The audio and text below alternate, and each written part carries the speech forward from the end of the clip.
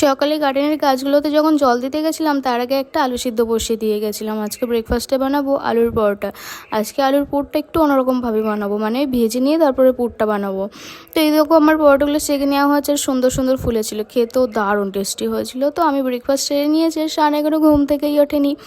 তারপর আমি দুপুরে রান্নাবান্না জোগাড় যন্ত্র করছি। আজকে করবো মাছের ঝাল আর এই 4টে মাছের ভাপা। তাই আমি আগে মাছের ঝালটা করে নিলাম, তার মধ্যে মাছটাকে বেশ কিছুক্ষণ ম্যারিনেট করতে বসিয়ে রেখেছিলাম, তাহলে আষ্টে গন্ধটাও লাগবে না আর মাছটাও দারুণ সফট হবে। মাছটাকে জলের মধ্যে বসিয়ে আমি গেলাম স্নানে, ঠাকুর সেবা দিয়ে চলে এলাম। আর এই দেখো মাছের ভাপাটা কি সুন্দর হয়েছে দেখতে, যতটা লোভনীয় হয়েছিল খেতেও দারুণ হয়েছিল।